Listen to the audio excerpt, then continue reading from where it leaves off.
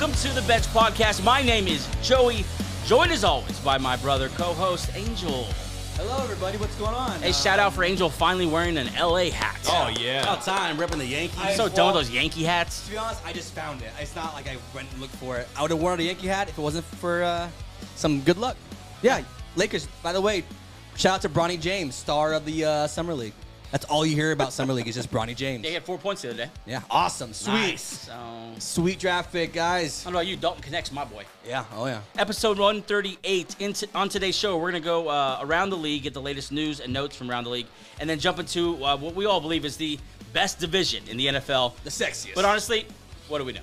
We don't know. Watch it be the AFC South. Yeah. We don't know. But looking in on paper, what we think is the best division in football this upcoming year, the AFC North. In the house today, over at the producer's desk, double barrel action, registered Packer owner and 6'5" on a good day. My bad. Gabe Tovar and AJ Woodson. I left you hanging pretty bad last time. And Joey, he was proudly put it out there. It was such a great moment. Very funny. Because AJ was like, To be fair, though, when the camera switched over, you did make sure you got it. But no one sees no one that. saw that. No one saw that. That was just for me. Yeah. And in the guest chair today, back in the house, Professor We're not David. We're not worthy.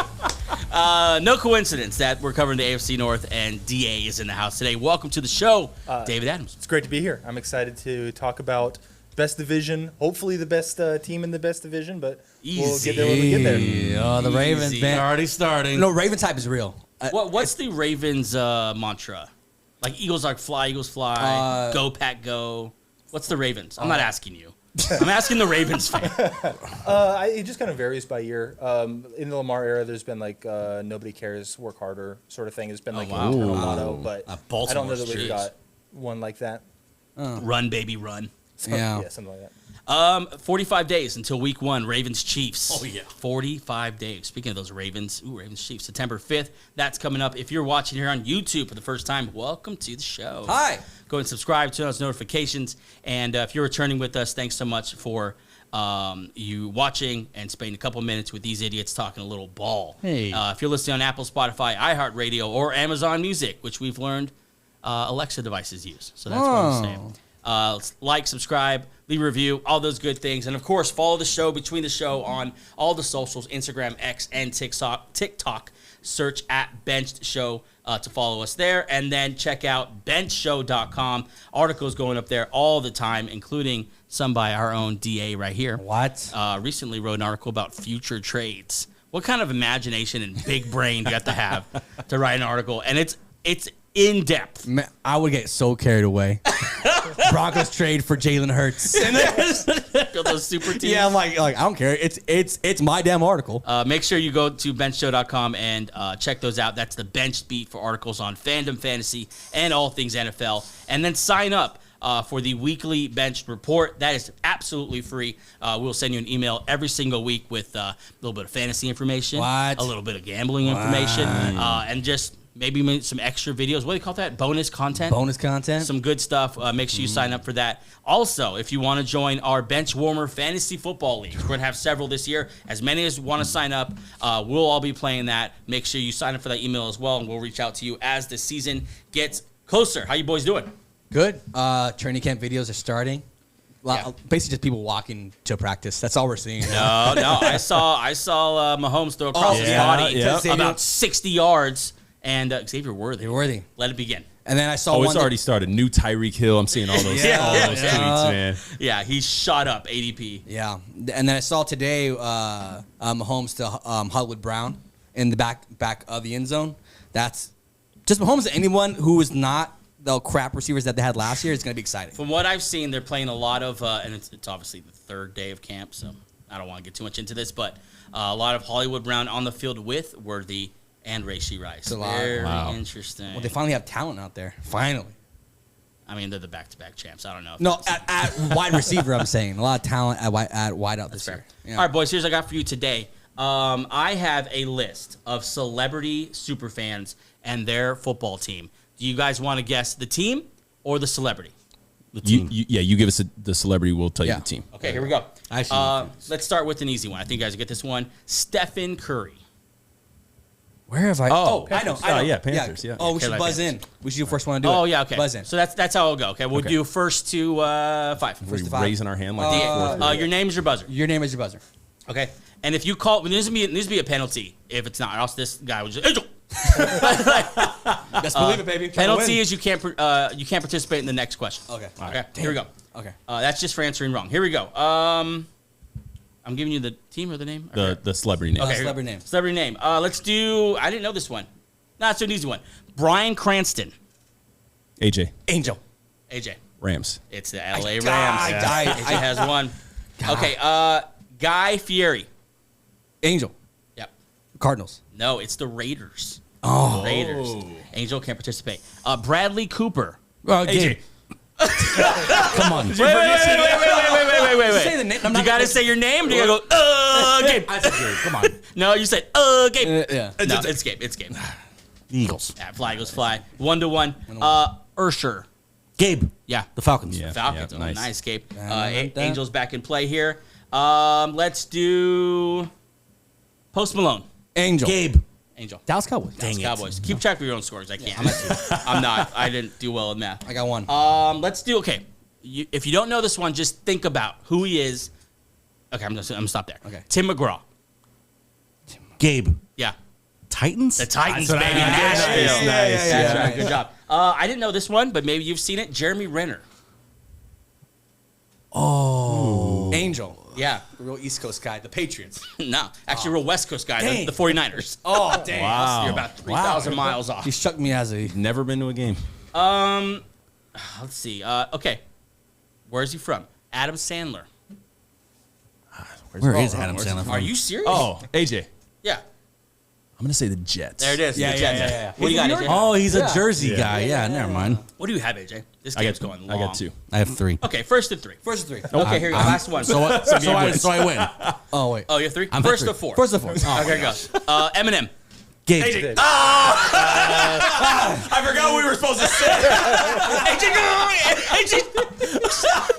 What you got, Gabe? The Lions. Yeah, Gabe wins. This is fun. I mean, There's a couple like Paul Rudd with the Chiefs. Justin Timberlake with the the Packers. Packers, I didn't yeah. know that. Really? Johnny Depp with the Dolphins. Didn't know that. He's never watched a football game. We know Lil Wayne's definitely You went to 1. He was invited. Huge Jackman. Huge Huge Jackman. Jackman. Giants. He's from Australia. Where would he... He's Australian, Mike.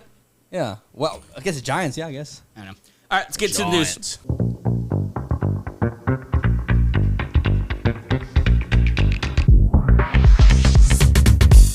All right, jump to the news here. It's heating up. We got real news. Oh, The finally. season's close. Thank We have real. You know God. the Hall of Fame game's less than 2 weeks away. Wow. Less than 2 weeks Well, away. that's kind of football. No one's gonna play, Yeah. and we're gonna come crashing down to earth very quickly. We're gonna watch the first 8 minutes and then realize we Be should. super pumped. Yeah, I'm going to. But it's a sign that week one's that much closer. Yep.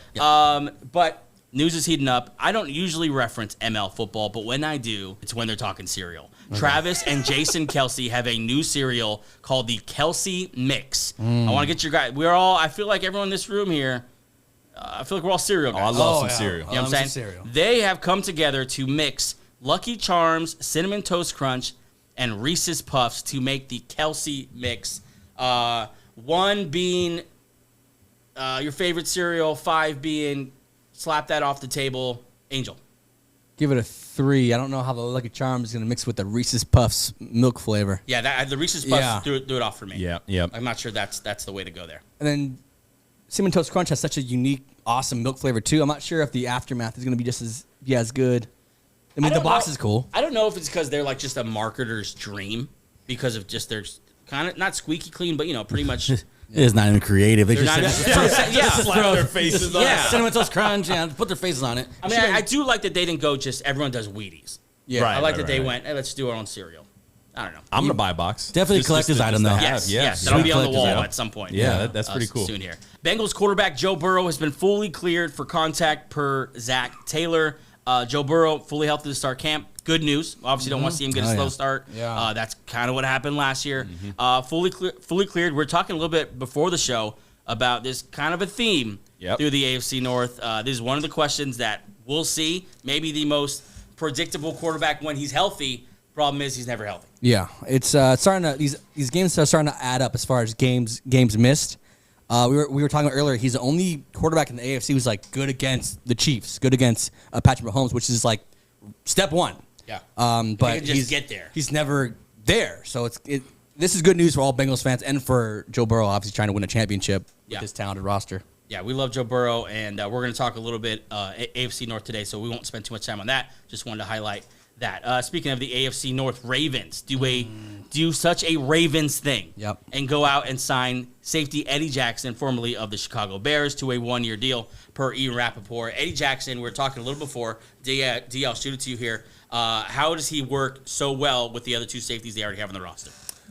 It's a very Ravens thing to just try to get that veteran in, and we saw with Clowney, right? You maybe only have him for a limited amount of time, but if you can get the guy that's the right fit for even 1 year, they can make a big difference. And so with Marcus Williams, that kind of center field, free safety type of player, with Kyle Hamilton being able to move all over the place, do everything, guard anyone, you just need a guy that's able to be out there, be that third safety. Teams kind of playing bigger in the defensive backfield instead of maybe a nickel corner. Yeah. You almost get a third safety out there. As long as Jackson can just run around, hit people, cover the area, you don't have to plug that hole necessarily. Then really, it's not so much about what he brings to the table as what he allows Kyle Hamilton to bring to the table. Big win, just get that veteran in there and make it happen. I forgot how much I love Kyle Hamilton. Yeah, Eagles passed on him at one point, so that's great. But yeah, I mean, to see them add this guy, you almost expect it at this point. Yeah, I feel like they're either going to add him or Simmons. Like they're going to add someone. Yeah, elephant in the room. Let's do a little Justin Simmons update. Where the hell is he gonna? He's still not signed. Justin Simmons. Just 2 years ago, he was all pro. This is a big deal. I feel like emotionally, this hits home for you, being one of your favorite Broncos. Yeah, he was. I think he'll land somewhere. I don't know where, but I think he was an All-Pro. 2 years ago? Yeah, and then Jamal Adams got signed before he did, which is weird. That is wild. Jamal Adams is not really a safety anymore. He's kind of a linebacker and these other random safeties. From what I've heard, it's more about Simmons' number. Yeah. Than it is he wants team to be too high. Like I think he might want to be paid like he's still an All-Pro, but we'll see. I think he'll land somewhere. No chance he sits out. Yeah. Let's move on here. Vikings tight end T.J. Hockenson will begin camp on the PUP list, but is considered well ahead of his recovery from an ACL tear suffered in late December, per Kevin O'Connell. With the off-field issues with Jordan Addison, uncertainty at quarterback. We've heard. I think we're going to cover it. Maybe don't expect to see J.J. McCarthy behind center for at least half the season or so. I think their bye week is week 6, so that would probably be like an entry point if you were to start What later. can you realistically expect from T.J. Hockenson this year? Not a lot, because he's not going to play at least -8 games this year. Yeah. But it'd be nice for a young quarterback to have. And that's the old adage, like, young quarterback gets a veteran tight end. But he's been good his whole career. And last season with Kirk Cousins, he was obviously playing well.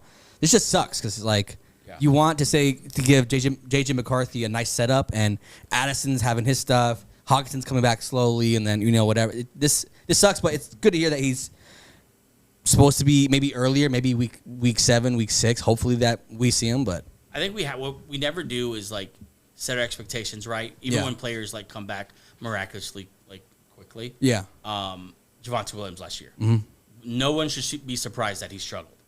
He was a year away. That's what's supposed to happen. Yeah. And we go on and on. The guys that happens to. I think we need to set our expectations right with T.J. Hockenson. I'm talking about fantasy, yes, but I'm also talking about realistically. I think the Vikings. I hope they don't throw him in, and I don't think Kevin O'Connell will. But throw him in and just expect him to be T.J. Hockenson right away. Yeah. I wouldn't mind if he's playing 50% of the snaps to start.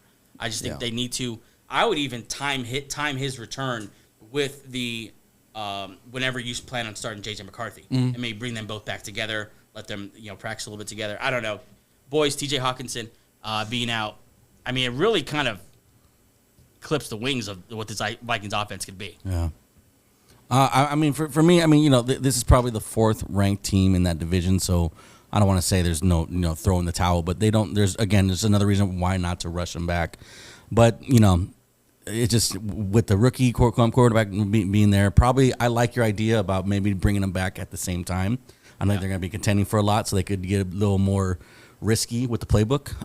But yeah, I mean, it definitely sucks not to have him in there, especially in the beginning of the season. Yeah. Speaking of the Vikings, former Viking and now Texan, Cam Akers, just signed with Texans over the weekend and was at practice the next day. Just trying to get some tape going. It's an angry backfield. Trying to get people talking about him. Oh, yeah. But yeah, maybe the angriest backfield in the league. A lot of guys punching walls over there. Yes. They got some anger issues over there. Yeah, I feel- Akers and Dameon Pierce, they're punishing that ground that they run on. Oh, I feel bad for those practice squad linebackers. Yeah. It's like, bro, chill.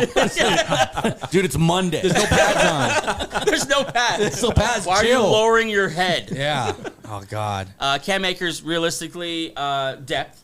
Yeah. But who knows? Do you think that, I mean, he didn't play well last year, and I tell this to you when I saw it. Is Dameon Pierce like a low-key camp casualty here? Because there wasn't his guy that they drafted. He didn't perform well last year, and they bring in Cam Akers, who's kind of the same running back. I mean, I'll defer to DA, but what I will say is that I have a lot more faith in Dameon Pierce returning to some form of relevance than Cam Akers coming back from everything he's come back from. Like, he is a much longer road to relevance than Dameon Pierce. No, I was saying because they just seem so similar, but Yeah, what do you think? Yeah, I think I'd agree with that. Cam Akers, even coming out of college, I'm a Florida State fan. He was a Florida State guy. there we go. But He's there's the always- best to do it. There's always that projection, right? Because he was behind a terrible offensive line in college. And so it was all like, well, maybe he turns into something in the league. Yeah. And then he showed some spurts, and then he got hurt. And it was like, well, maybe he gets back to that. And he came back, and he had a couple of games. And it's like, well, maybe he keeps it going. But he hasn't really done all that much. And there's always running backs. There's always the next guy up. So, I mean, if you're a couple years in, and it's still like, well, hey, remember when like 4 years ago we thought he was really good? That running back's just a really bad position to be in that place with. So I think Pierce is probably more likely, and I think even getting signed at this point in the calendar, like maybe he's just trying to, stay a little bit healthier, take a little longer vacation over the summer, or whatever. But if he wasn't signed somewhere till right now, I doubt that Houston is viewing this as like, oh wow, we here in late July we got the piece that's going to take us over the top. I don't think that's it. I agree. Oh, I think real one of quick. our favorite players. What's up? No, last year Dameon Pierce was returning kicks for the Texans. Maybe that's why he's there, because now it's a more elevated role. Maybe they're trying to parcel out this running back room a little bit more.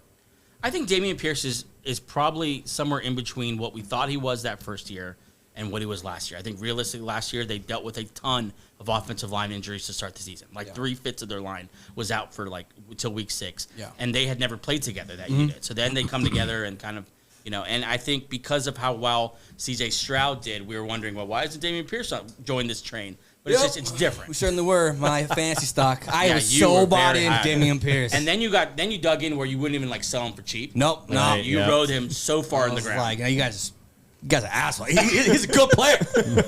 And now, Let's move on here to Green Bay as they make a big move. Literally the biggest move maybe on the team. Packers Pro Bowl nose tackle Kenny Clark signed a 3-year, $64 million extension with Green Bay. Deal was negotiated by a couple guys there that honestly I don't really care. we'll never hear about. $29 million in 2024 could bring career earnings to over $150 million. Gabe, talk to us about how important Kenny Clark is to the Green Machine. Is that what they're called? The Green Machine. Pack attack. Whatever. Yeah, it's it means a lot to the team. He was drafted, I think, at 20 years old, so he's been in the league for like a minute now. But just being able to survive, all these veterans that were letting go in recent years, and just seeing how he's getting extended now, it really shows that he's just a leader on and off the field. I love it. He averages anywhere from like 7 to 10 sacks a year. I know Angel's a big Clark guy. I know he can say a lot to him. But UCLA alum. yeah. So I love this. Not the signing I was hoping for, but I'm happy with this too. We all know the We're signing. going to get to that. Before we get there, though, Bengals owner Mike Brown says he will, quote, bend over backwards to sign Jamar Chase. He said that we're going to bend over backwards to make it happen. I can't tell you when, but it's going to get done. When he's going to bend over backwards? Just Mike Brown bending over. Mike, first, can you put Mike? Look at that man. He ain't bending. He's not bending. He can't tie his own You're not shoes. bending forward, my guy. If he's bending, he's not getting back up. Yeah. He hasn't bent forward in years. Yeah. But what I was sorry, poor Mike Brown. he did nothing. He's just a nice guy. He's just saying he's going to pay his Trying to guy. sign his receiver. Yeah. Level 1 to 10. How much does this piss off T. Higgins? Yeah, I was like, for him. We're going to bend over backwards to pay Jamar T? Chase. T, good to see you. Hey, it's the right move though. You're paying the right guy. Yeah. Definitely So, the right yeah. I don't care how mad you are that you're doing the right thing. I mean, even if you're T. Higgins, you want to say like, well, I'm a comparable talent. Jamar Chase brought a ridiculous excitement to the franchise his rookie year. What was the number for Justin Jefferson, or who has the highest right now? Jefferson. With 35, right? 35. Because he's in a Jefferson pretty. did- So he he'll, did the all-time. so he'll get 35.5, or he'll get more than. Think so? Right? I'm guessing he would. If he plays 17, he will. Yeah, if he has a good season this year, he's going to get 30, Yeah. 36. Actually, maybe. Higgins probably doesn't mind then. Because if he gets like 36 or something, then Higgins next year can ask for some number a little bit higher than that even. Yeah. He goes to play for the It's Packers. interesting. Yeah, this is going to. He's not going to be a Packer. I mean, it'd be really, really cool. I can't wait for that to start next year so we can just Yep. speculate wildly on where we want him. Where do we want him to go? Like Denver, we would love him. we got Kyler Murray all over the NFL. We had him on the Falcons. We had him on the Broncos. We had him on Patriots. He's got to move Tua and bring in Kyler. He was saving franchises like every week. He's never even. Never mind. No, I want to hate on Kyler. Let's move on here to the Packers. This took me by surprise this morning. And I just love the chaos that it introduces. Packers quarterback Jordan Love will not practice at training camp until his contract extension is finalized. However, Brian Gutekunst, good old Gunther, Gunter. said he thinks he's gonna. They're close, and both sides are working hard to get it done. Blah blah blah blah blah blah blah. Okay, Jordan Love, He'll get that. not in camp. Big deal, not big deal. Not a big deal. He's there. That's the biggest thing. He's there. He's on the field. He said it's not a holdout. It's like a, what do they call it? Hold last? in. It's a hold in. It's a hold, like, I'm there, but I'm not going to do anything. Like, Yeah. I think it's fine. I think this will happen within the next 2 weeks. DA, big deal, not a big deal. It's not a big deal if we see it by the end of this week. If it gets into a second week, if it gets into a third week, then I think it's more reason for panic than would have otherwise been. But right now, I think you just wait it out. You figure they're just wrapping the last few things up. So if I'm a Packers fan, if I'm watching the quarterback market, I just assume this one gets done pretty soon here. Wow, you guys are better than me, man. I am freaking out. Shaking in his boots over here. It's easy for me to say. I was like, I'm not worried at all. So I heard it was announced on Saturday that he's going to be doing this, and that was like, so you knew about it and you kept it quiet till today. If it doesn't get done in the next couple of days, I mean, imagine if he returns without one. Then it's like, so what happened? What are those talks like? So I mean. He can't now. He's dug in now. Yeah, I mean, okay, so I think by the end of the week it's done. I think even by midweek, I think by Wednesday. As do I. It is done. I think week 2, maybe. Missed that week 1 matchup against the Eagles. And then I thought you meant preseason. Week 2 come back. I mean, I guess the David Adams thing could, that could happen too. This tweet to me was puzzling, and it's very much a Jordan Love's camp reaching out to a reporter. Here's the tweet. This is not, all caps, a holdout by Jordan Love. This is not a holdout by Jordan Love. He's in the building and will participate in all the meetings. He just isn't taking the field till both sides can, and we know the rest. Love extension expected to exceed $50 million per year. Yikes. But that's what quarterbacks should take in nowadays. It's not a holdout, though, Inch. No. He's there. He's in the building. He's catching vibes. He's like, I'm going to show up. I'm just not going to sweat. That's basically what he's saying. He's like, I'm not practicing. I'll go to the meetings. I'm not worried about this. I'm not worried either. And it's not a big deal. Don't want you to misunderstand this. But I did feel like the Packers vibes were just flying high. Yeah. And this is kind of like that sucks. A little damper. Yeah. I think get done quick. It's, afterthought. Let this drag out. Then it's going to be like, it's going to drag down the hole. Because the question's going to be, when's Jordan Love going to get done? Not about other things. Gabe, final word. It's gonna be fine. I mean, even the players are like they're. I think it was Keyshawn Nixon even tweeted like, "Love, you're next." The receivers have talked about it, like they're not worried about it at all in the meetings. Today was our first day back, and there's pictures of him and LaFleur all buddy. So I'm not worried about it at all. We're gonna be just fine. I like it. I like the Definitely scary, but we're gonna be fine. Yeah. All right, say a quick break, and then we're gonna get into the preview of the AFC North. Be right back. This is the real Coach JB. It's a great day to have a great day on the Benched NFL podcast. Peace.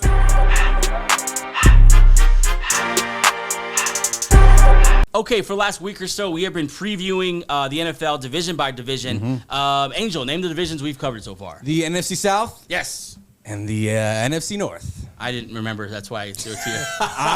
No. I had to take a second, but I did. But I got it. Yeah, good job. That was a great job.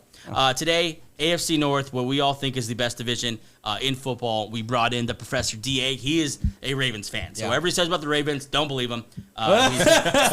He's highly jaded. I'm also a pessimist, though, right? So I've got like Ravens fandom but also deep-seated pessimism. So it just kind of balances each other out. See that? He's setting you up right there. Like, don't believe. See what he just did there? Don't believe him. 16-1 this year. Back-to-back MVPs. Let's start with the Baltimore Ravens. 2023, they had a great season, 13-4. Lamar Jackson, the MVP, of course, lost in the AFC Championship game. So pretty much a regular Ravens year. Just dominate the season. No, they had an incredible defense. They did. Patrick Queen there taking control. The emergence of Kyle Hamilton. Yeah. Just a fun season. They made some moves this offseason. Want to talk about a couple. First, Ainsley, let me throw it to you. Big question for the Ravens this year. So basically, like you just said, they kind of run the same kind of storyline every year. Basically, the whole offseason was bringing Derrick Henry in. And my question is Derrick Henry enough to get him over the hump to where they want to go, and that's winning Super Bowls? That's my question for this team, because basically the rest of the team, the pillars are like still there. You have Lamar Jackson, you have that incredible defense, you have the wideouts, the offensive line. That's my question, and what should be the question this year is Derrick Henry enough to get this team to the Super Bowl and beyond? Because that's all we care about now. We know they can be good and be number one and be the number one seed every year, but can they win the whole thing? That's my question. I mean, I guess, obviously, we can't answer that right now. Yeah. But that is the big question for them. That's what we'll be watching this year. Can he stay healthy? Yeah. Can he carry that kind of workload? I mean, I'm sure he's on board for what he's about to do. Yeah. But they're about to run him as much as he can physically handle. Yeah. Derrick Henry, what I want to know, and Dee, I asked you this, I guess, how much does he change the offense? Or does he kind of just slip into what they've always done in the running game anyway? I think he fits a lot because part by design, part by Lamar's limitations, and he's got a lot of strengths, but he has a couple limitations or just things that aren't natural to his play style. He doesn't really check down all that much. Yeah. Right? He doesn't throw to his running backs much at all. To be fair, we haven't really had pass-catching running backs as much in the Lamar era, but it's just not part of his game that he's developed or that he's felt comfortable because of the weapons around him or whatever. Well, in comes Derrick Henry, who's maybe a little bit underrated as a pass catcher. He's had some seasons where he's done a little bit of it, but mostly it's just hand it off and let him go. Yeah. So I think he fits really well because, if anything, we saw after J.K. Dobbins went down in week 1, Gus Edwards be pretty effective, good on the goal line, power running back. He's got some juice, but certainly isn't someone that you look at Gus Edwards and you're like, wow, this is just an upper echelon, dynamic NFL running back. And then you bring in the apex version of that same kind of guy. I think Derrick Henry really fits into the offense because we saw with Gus Edwards last year that really that kind of power running back. Edwards isn't some crazy physical freak, but just being able to power through for first downs, punch it in on the goal line. Lamar doesn't run all that much on the goal line. He's not a Jalen Hurts. He's not a Josh Allen down in that like deep red zone sort of area. So just getting someone that, I mean, he'll catch a couple of passes, but Lamar doesn't throw to his running backs all that much. Henry's not primarily making his name as a pass catcher. So just hand it off, let him run. As long as the offensive line can hold up, and there really are some questions. Linderbaum is great. Yeah. Other than that, you've either got injury issues or unproven guys coming in. You got the rookie Rosengarten. But as long as the line can be functional in front of him, I think Henry's in for a huge year. Yeah, there's a lot of question marks for this team. They lost a lot of, like Geno Stone, they lost Duvernay, Odell Beckham, Clowney had a good year last year. You're really going to see, I mean, I know they draft very well, but you're really going to test out this depth this year. And some new names that we don't know about are going to either emerge or they'll just not live up to the potential of this team. Yeah, a couple of guys they lost. They lost Patrick Queen, which obviously Roquan's their guy. Yeah. But Patrick Queen was very interesting. The linebacker's going to take his spot, been there for a year or two, or yeah, Trenton Simpson I think was a third rounder out of Clemson. Queen honestly wasn't. He had potential, but he wasn't that great till Roquan got there. Here we so go. The hope was that spin team. I said this 4 years ago. Nah, the guy finished. The hope is that Roquan can prop up Simpson, because if it only comes down to this guy that really hasn't been on the field that much having to step in and play at what Queen was at last year, which was a Pro Bowl level. Yeah. If he has to get there only by himself, that's going to be tricky. But we knew that Queen was probably walking because we knew we needed the money for Madubuike this offseason anyway. Right. So we just kind of resigned ourselves to it. So maybe this is hope or cope or whatever it is. But Trenton Simpson is an X factor. He's really going to have to step up. Hope or cope. That's pretty dope to say. Sorry. I like that. Yeah, we should use that. bars. another thing to maybe of note, don't know how it will affect the team because they've seemed to move from coordinator to coordinator pretty seamlessly so far, but they did lose their defensive coordinator. Yeah. Head coach was highly touted defensive coordinator, and I don't know. I think I don't hear a lot of people talk about that. I think as an Eagle fan, I'm just so scarred from losing coordinators and just it affecting us so deeply that when I see this, I'm like, oh, McDonald hole. No. Like, that's going to be tough. The Ravens do a pretty good job. I mean, they keep losing coordinators, and they just keep bringing new guys, and those guys become head coaches, and they come back around a couple years when they all flame out, and it's a big circle. Wanted to bring it up because I thought it was a big deal. I don't know. McDonald's great. Seattle yeah. fans that are watching this, you should be over the moon. He's the guy. If you want to be able to have someone that can go scheme for scheme with Shanahan and McVay in your same division, McDonald is that guy. Yeah. So Yeah. huge loss for us. Probably our biggest loss of the offseason. Yeah, I agree. I would agree with that. Other notable addition, they drafted Nate Wiggins, small but mighty cornerback in the draft there. Greg on benchshow.com has them finishing 11-6 and reaching the playoffs via wild card. So we'll see about that. Let's move on to the Cincinnati Bengals now. 2023 was a rough season for the Cincinnati Bengals, really starting straight off from the top. With an injured Joe Burrow and then just downhill from there. Never really regained that Super Bowl contention type team that we all see them as. Finished 9-8, did not make the playoffs. Lost Tyler Boyd, Awuzie, and Joe Mixon this offseason. Some big losses. Made some key additions. Angel, big question for the Cincinnati Bengals. It's a question that everyone's asking. Can Joe Burrow play a full season? That's all we need to see. Because this team, on paper, has all the tools, has all the weapons, has defense, it has everything. Just can Joe Burrow stay healthy enough to get to the playoffs? Then whatever happens there, he's already been to a Super Bowl already, so you know he's capable of getting there. Now, just stay healthy. The last year of the T. Higgins Chase duo, get the most out of that. You'd hate to see it again to where you start thinking like, do we need to start drafting a high or putting more money towards? I know Jake Browning did well last year, but. Big deal for them is obviously Joe Burrow, but now it's leaning towards who's their backup quarterback because if he goes down, the whole ship comes down. Well, they addressed that by just adding every 6'8" lineman they could find. How tall are you? They signed Trent Brown, 6'8", drafted Amarius Mims, also 6'8". I think the other tackle they have is a 6'8" as well. Yeah. So just massive offensive line. They've been trying to protect Joe Burrow since he got there. And so hopefully they've done it now because we all want to see a full season of Joe Burrow. The NFL is a lot more fun when Joe Shiesty is he's slinging the ball around. He's got the coolest quarterback in the NFL, maybe? Got that aura about him. He's top 3 cool. Yeah, for sure. He's top 3 cool. Okay, other questions about this roster? I don't know if it matters with Joe Burrow at quarterback, but I want to see how T. Higgins handles this, what is now a contract year for him. Will he protect himself and just think I've done enough on the field, someone's going to pay me regardless? Or is he going to go and ball out and say, I'm going to put a monster season on tape now? Maybe Tyler Boyd, someone who was holding him back before, statistically, he now comes out as a huge year that gets that monster payday, maybe tries to touch that Justin Jefferson number. I don't know. The Bengals also had a very quietly good free agent signing. I mean, Geno Stone, Zach Moss, Sheldon Rankins, Trent Brown, obviously. Some good guys there where, they kind of fit into this playoff team already. So but once again, just relies on it. Like, can Burrow be there so these guys and this team can be at where we think it, can be? Because this team is so good when they're on. When they're good against the Chiefs, and on paper, like, their offensive line on how they're going to organize 3, 6, 8 guys.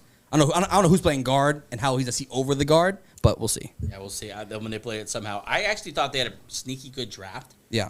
Picked up Amarius Mims, really like him. Chris Jenkins, the D tackle out of Michigan. Yeah. We really liked him going into the draft. They pick him up. And then a name that you're going to hear a lot about, especially with Tyler Boyd moving on, Jermaine Burton, the wide receiver there. The number 3 receiver in Cincinnati is a thing. Yeah. Like that guy's going to get on the field. He's going to catch a lot of balls. He's going to be in those 3 receiver sets. And so Jermaine Burton, early favorite, I think, or at least a fan favorite, to be that 3rd receiver. We'll see how that goes. Greg has them finishing 12-5. Big season. That is that sounds like a Joe Burrow stayed healthy year. That sounds like, and he has them winning the AFC North. We won't make our picks yet. Yeah. But that's where Greg stands. I wonder what Adam's going to choose. I wonder. DA, anything on the Bengals we missed? I think the one thing that you need to keep an eye on is if their defense can bounce back. They've never had quite as good of a defense as some of the other teams in the division. They don't have that Myles Garrett. They don't have that T.J. Watt. But in 2021, they were 17th against in points, 18th against in yards. So very middle of the pack. 22, 6th against in points, 16th in yards. Maybe a little bit of luck with the points, but still very middle of the pack. Man, if you've got a top 5 offense, middle of the pack defense, let's go. Last season, it was a little bit hidden because, Burrow's down. That's it for any kind of legitimate contention hopes. That kind of hides it. 21st against in points, 31st against in yards. So second worst against in yards, worst in passing yards per attempt, third worst in rushing yards per attempt. And so that defense really has to take a step back up, at least to being middle of the pack. They don't have to turn into some juggernaut. They don't have to turn into some elite unit. But if Von Bell back in town brings some of that institutional knowledge, they need to get back into that, even high teens. High teens is good enough if Burrow stays healthy, but that's going to be a big factor for them as well.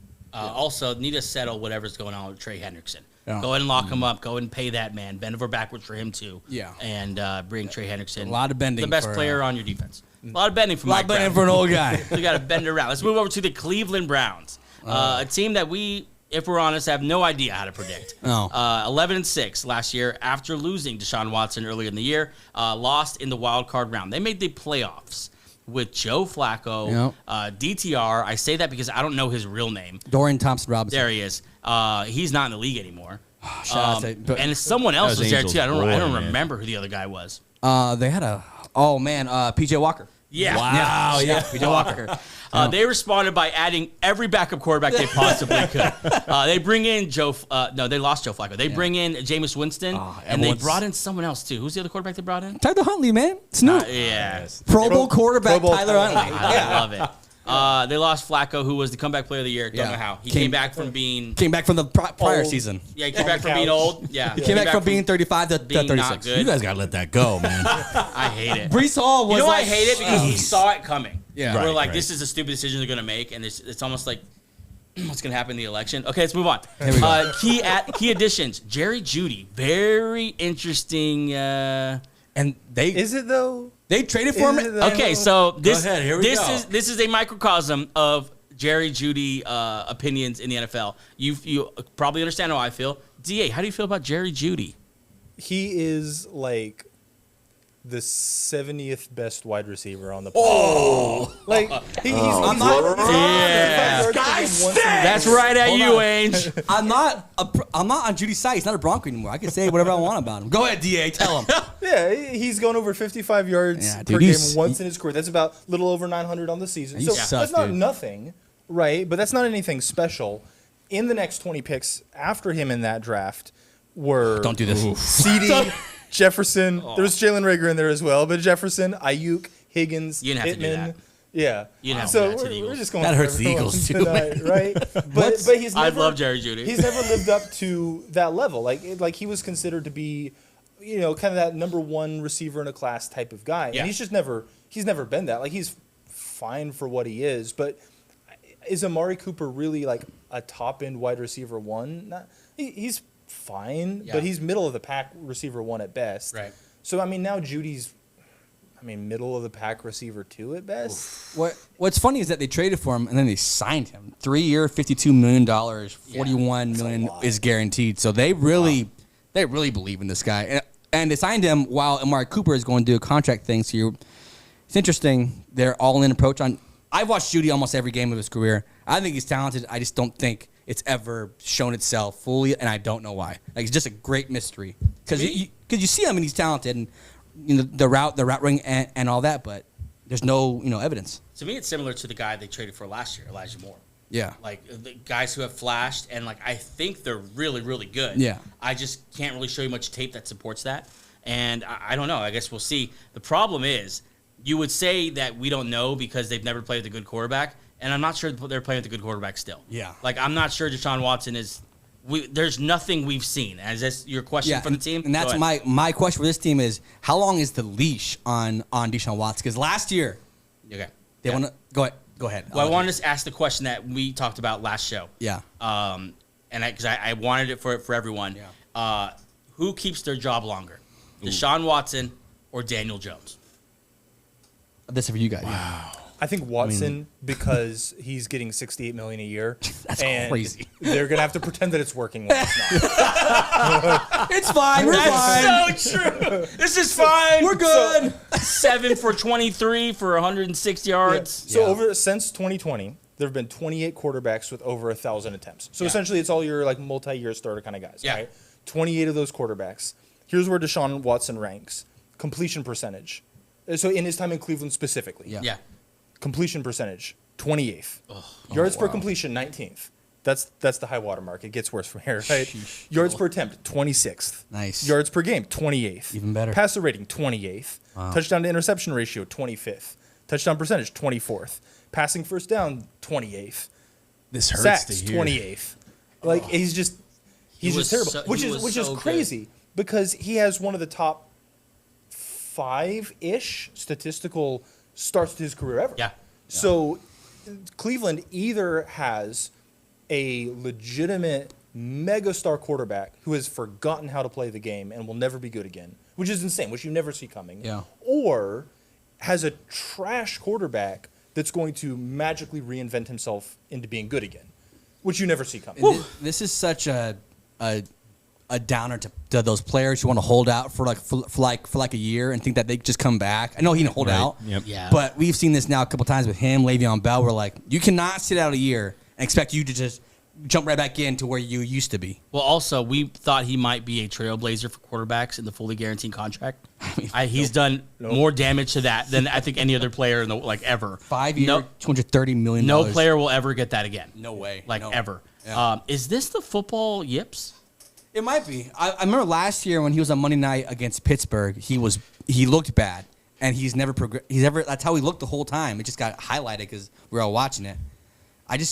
And they signed Jameis Winston, who's more talented than most of the backups that they had last year. Brett Hundley has proven he could win games ish. Watson is just a fascinating case. Back to that question, guys. Daniel Jones, John Watson, who stays starter longer? They're both getting an insane amount of cash, so Yeah. it really comes down to just who's going to produce more. In this case, it has to be Watson. I think he can, not just because of the money. Daniel Jones at $45 million definitely doesn't deserve that. So, and the money's dumb in both cases, but it has to be Watson. That's at least my opinion. AJ. I've said it maybe the last 4 off seasons, and I'll say it again. Maybe this is the last year of Daniel Jones as a starting quarterback for the Giants. And They can't quit him. I mean, but Hard Knocks showed they wanted a quarterback in this draft. yeah. They tried to move up. They had guys circled for if they fell to them. Yeah. They were going to take a quarterback if there was one available. Yeah. I think after flirting with that this past draft, I think they might move forward. They're going to be bad again this year. They're going to be in position to draft a quarterback. Yep. Wow, that it's a question even. Yeah. If you're gonna. Deshaun Watson's literally the worst contract in quarterback history. Literally. In NFL history. Thank God, Russell and it's Wilson still like a hard decision. Yeah. That's the worst trade in It makes NFL the history. Russell Wilson contract look even better. Anything else on the Browns before we move on? If Watson, let's just say that you clone Geno Smith, right? If Watson can play at a Geno Smith level this year, the 19th best quarterback or so, Yeah. how far can this team go? Like maybe Watson doesn't get back to superstar level, but let's say, defense is always a little more volatile year over year than we give it credit for, but there's a lot of pieces. They're probably still a top 5-ish. Right. Let's say that he can get to a 15 to 20 range kind of quarterback. Can they win the Super Bowl? Can they go to the Super Bowl? All the other pieces are there. I think they're pretty similar to the Lions build. They're kind of a tough guy team. I would have them going far if Watson could get back to any sort of starter level. So another key loss, obviously, we haven't talked about is Nick Chubb. They lost him. We'll see if he comes back. I seriously doubt it, but we'll see. He's squatting as we speak. They lost the wild card last year. Do you think there's any chance they go 11-6 and make it back to a wild card? To me, that seems like insurmountable odds. I think they can, but I think they could also go 5-12. Yeah. So one of the articles on the website, go check it out. The company man. Yeah, there we go. Benchshow.com. Yeah. Is putting all of the teams into different brackets based on if they're chaotic or stable, if they're interesting or not interesting. And the Browns were the one team in chaotic evil. And there's a lot of uncertainty, but I'm not all that interested. I'm out. I don't think Watson does it. I don't think he bounces back. But this is arguably the most volatile team in the league. Yeah. Like there is just such a range of outcomes here Yeah. because unlike, like not just to take shots at the guy, unlike a Bryce Young or someone just who fill in the blank with some quarterback that struggled last year. Man, if Bryce Young is the 16th best quarterback in the league this year, is Carolina winning the Super Bowl? No. Yeah.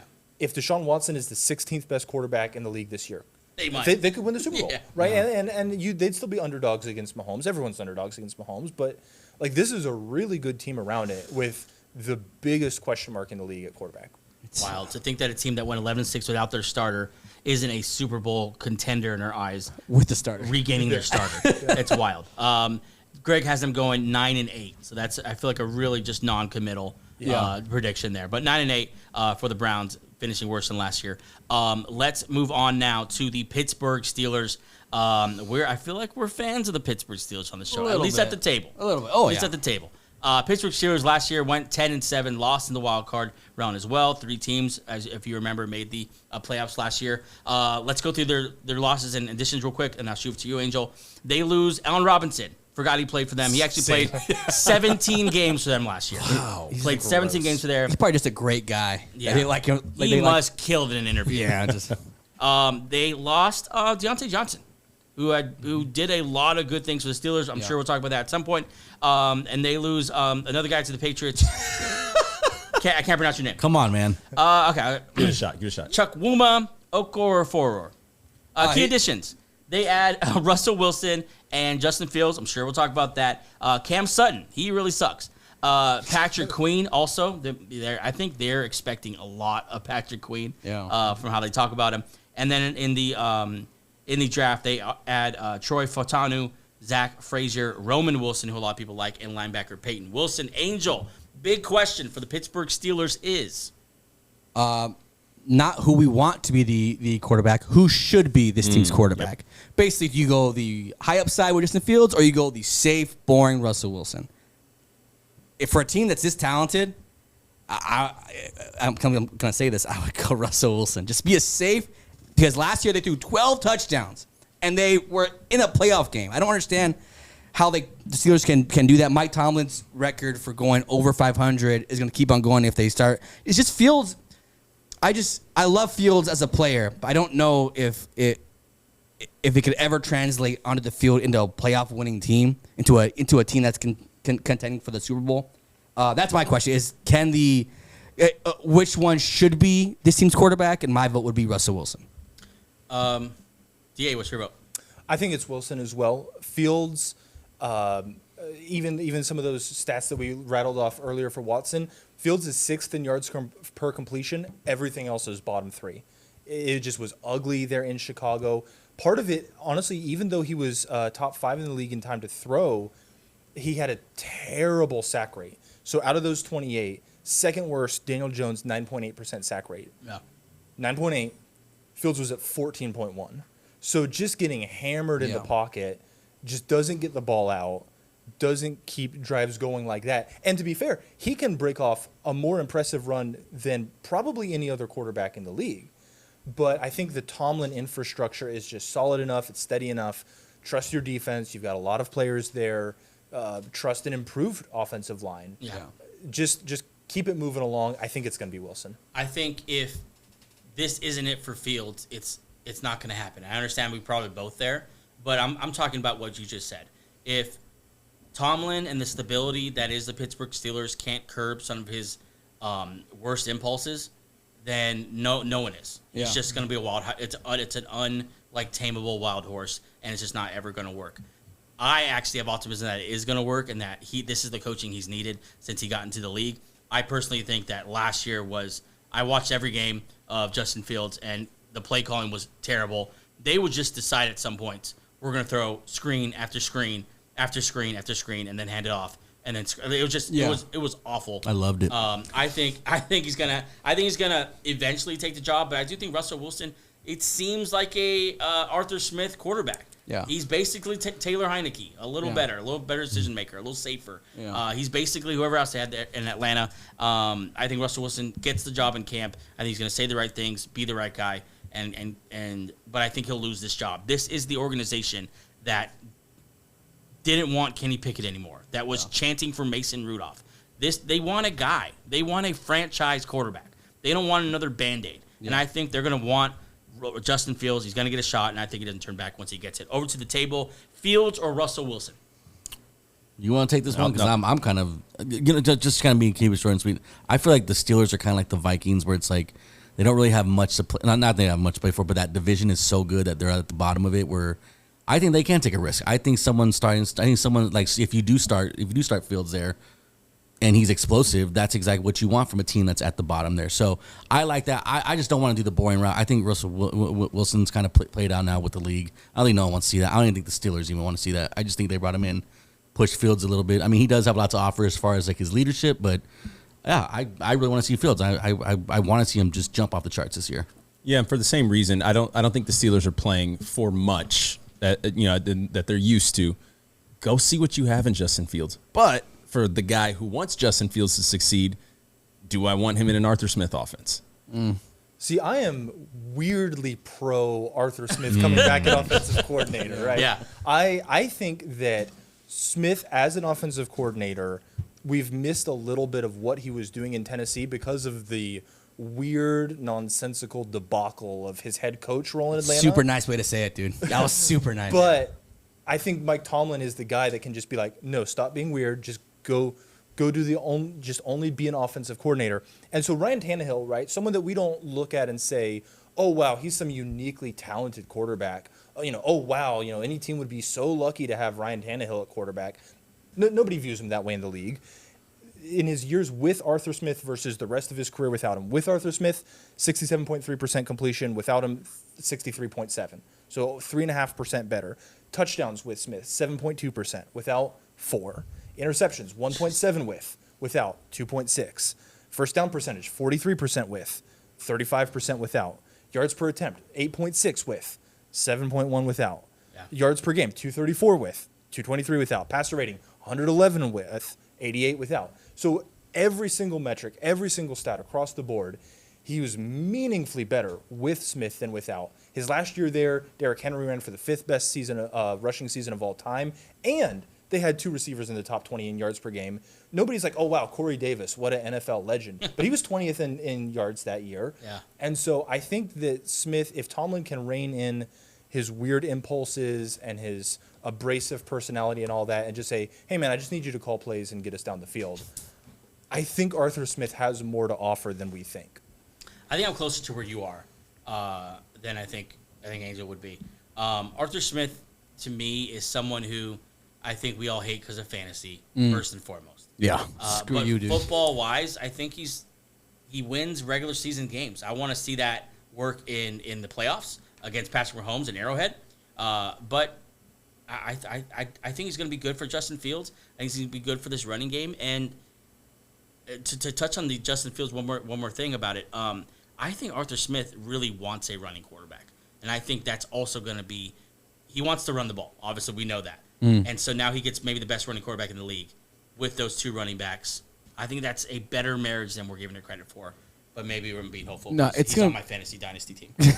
No, it's going to be interesting how this all plays out because Tomlin, his language around this has been like, yeah, he has the pull position, which like, what the hell does that mean? I had to Google it. And then that means it's a race. Yeah. Like, it's just like interesting. And I would like to see who, and then we're going to overanalyze the hell out of who gets to start preseason week 1, who gets all that stuff. So looking forward to seeing the drama unfold, and then hopefully what they do, whoever they decide is the QB1, just stick with them. Don't second guess yourself. Week 10, if you're just stick with the guy. I don't think they will. They're pretty solid. No, it's not like say once you do it, I think you can just set it in like stone. I think they're pretty. Yeah, I agree though. Greg has this team finishing 8-9. Any more big questions about the Steelers? I think defense. I think we are pretty much what they are. I think it's going to be big that they fix their linebackers. You remember last year, they were signing Miles Jack off the street to be a linebacker. Yeah. And that's obviously a huge, just traditional thing for the Steelers. And so I think shoring up that will be good. And are you a little worried about their offensive weapons, pass catching wise? Yeah. Right now, I'm a Pickens fan, but he hasn't done enough to prove that he can carry the whole workload. Then you have Freiermuth, and you have your running backs, and that's about it. For what we said, like quarterbacks who need kind of more talented weapons around them to kind of shine. That's my one worry about this team is offensively. Can they, like you said, keep up with a Patrick Mahomes, with a Josh Allen? That's my kind of secondary worry about this team. Yeah. Also, I just thought of, like, who you most – well, kind of what AJ said. Like, take a big swing. You got to knock off Patrick Mahomes. Yeah. Who's more likely to do that? Justin Fields or Russell Wilson? Russell Wilson did go. Yeah, okay, go ahead. He beat him last year. Yeah, he did. The Broncos beat the Chiefs last year. Take that, Chiefs. I think there's just such institutional pride in Pittsburgh, and I say that as someone who absolutely just despises them. But You're so nice about the way you hate things. They're a constantly good franchise, though, and so I don't like if you offered them 9-8, or if you offered them a coin flip between 12-5, 5-12. Yeah. I think they take 9-8 because they just do not want to go Right.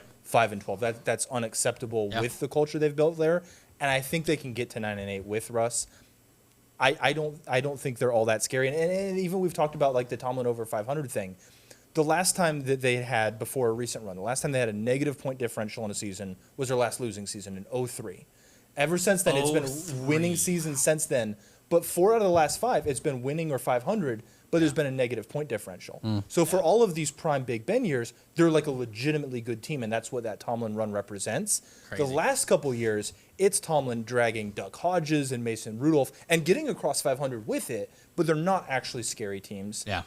But there's this institutional pride, there's this institutional expectation that we will at least get to 500. We will not go 5-12. Yeah. I think they roll out Russ. We'll see. They did a lot for being a team that isn't known to doing a lot. They did like 3 trades and a lot of movement here. Then Justin Fields, obviously Russell Wilson. This is a very interesting division. Once again, the AFC North is capturing our whole attention. We could literally we're gonna choose in a second here our order of finish. But I have a feeling we could all, if we wanted to, if we're cornered, make a case for each of these teams winning the division. Yeah. That is just it's incredible. All these teams belong in the playoffs. I think it's only 3 of them can make it. And it's going to be a lot of fun to watch the AFC North develop. We'll take another quick break, and then we're going to pick the division and wrap up the show. Good? Right back. This segment is brought to you by Dad Gang Hats. Dad Gang makes the highest quality hats in the apparel industry because they use premium materials, pay close attention to detail, and prioritize durability and comfort. With so many styles, colors, and designs, they absolutely have the right hat for you and the dad in your life. Use code BENCHED76826. That's BENCHD 76826 for 15% off your first purchase. Shop Dad Gang Hats, quality hats for quality dads. Okay, that is our preview for the AFC North. Going to be a lot of fun, a lot of storylines. It seems like a juiced up version of what the feeling we had going into the NFC North going last year. Remember that? And then the AFC West had a little bit of moment where oh, this is the best. Yeah, this is still. It's going to be wild. The battles between these guys, it will come winter. What's crazy is that last year the Steelers went 5-1 in their division with Kenny Pickett. So it's so interesting because you see this stuff the Ravens should be dominating, but then in division it's pretty. Can't wait. It's crazy. Me and Jay Fields are gonna prove the world wrong. Just okay, let's pick the division, boys. Bottom to top. Let's start over at the producer's desk. Gabriel, who finishes last to first? I got Steelers. Steelers, Browns, Ravens, Bengals. That's in 4 to 4. That's going from the Steelers, Browns, Ravens, Bengals. Sorry, DA. Wow, that's a. I love Joe Burrow. I love Joe Burrow. The T. Higgins thing. I think he's gonna just ball out this year. And then Jamar Chase is Jamar Chase. Yeah. He's Jamar Chase. AJ, what you got? I'm gonna swap it around there. I'm going swap it. Browns, Steelers, Bengals, Ravens. You're wrong.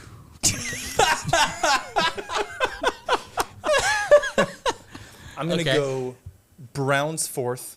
I think it all blows apart. Oof. I'm going to go Steelers 3rd. I think they squeak it out to 9-8. Here it comes. I'm going to go Ravens 2nd. Bengals 1st. I think they're going to be within a game of each other. I think both of them are going to be right in the thick of that perceived top threats to Mahomes tier. But, I'll say Ravens 2nd, Bengals 1st. Oof. Okay. Number 4, I have the Brownies. I think their luck has ended. I think Winston's come back, and they don't have – and this division is so tough. So Yeah. Number 3, the Pittsburgh Steelers. I wanna have the cojones to put them number 2, You don't. They're not big enough. but I don't. Oh, what'd you say? Hold on. The Bengals are 3. The Steelers, the Bengals would be number 2 for me, and the Ravens would be number 1. But like Da said, 1 and 2 is gonna be like one game apart. Yeah. It's gonna be very tight up top. Pause. 3 teams making the playoffs? Yeah, probably. Just read. Okay. Here we go. Let me choose it now before Angel talks anymore. I have last the Cleveland Browns. I agree. I think disaster season. I think it's the last year of Deshaun Watson in Cleveland. I think that'll fall apart during the year, and we might see him somewhere else next year. Disaster in Cleveland. I think the Bengals finish 3rd. Whoa. I've been consistent with You this. have the cojones. I've been consistent with this. I think a disaster season is very possible for the Bengals. I don't like it. I don't like Joe Burrow staying healthy. I don't like the odds of him staying healthy. I don't like that there's people pissed off about contracts seemingly across the board. I don't see it this year. I have the Steelers finishing 2nd. Okay, I think Justin Fields is going to come and take this NFL by storm. I think it's a real thing. You really Just trade him and get over it.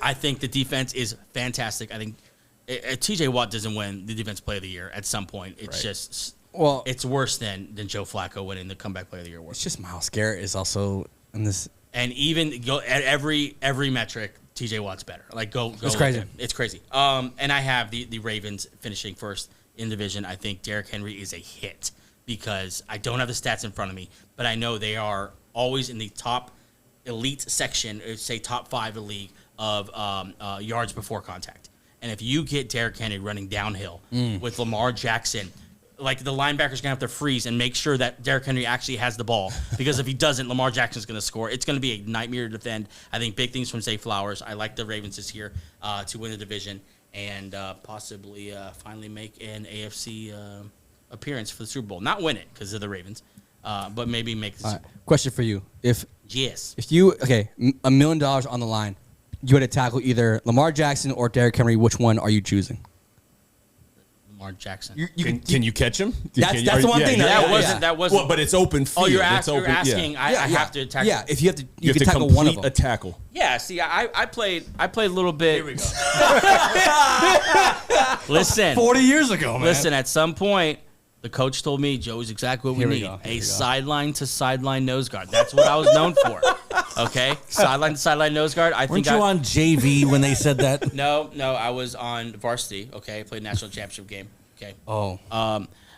And I think I would use the sideline to corner him. Because of that knowledge you Yes. bring from that. And then, I would just bite the bullet, eat the fine, and drop hip tackle. I think that's what I do. I mean, by the way, You're getting $1 million.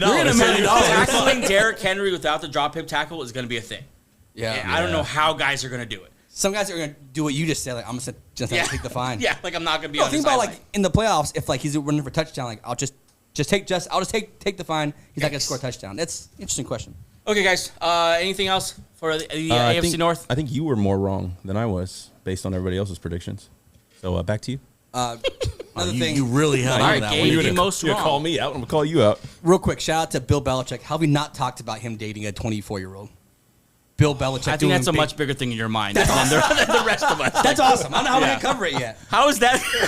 How are we not covering that in the AFC North episode? all Former Cleveland Browns coach Bill Belichick. waiting all Coach for the show. Browns. Waiting all show to bring that shit up. Yeah. Shout out to Bill, doing big things, Thanks, dog. Ainge. Always just bringing incredible things. That's to what I the show. do. It's my thing. That's our show for today. Thanks so much for joining us. We will see you again with a mock draft You're an idiot. for episode 139. Have a great week, and let's gear up on those training camp videos and not overreact. Yeah. All right? We'll see you Friday. Peace. Bye.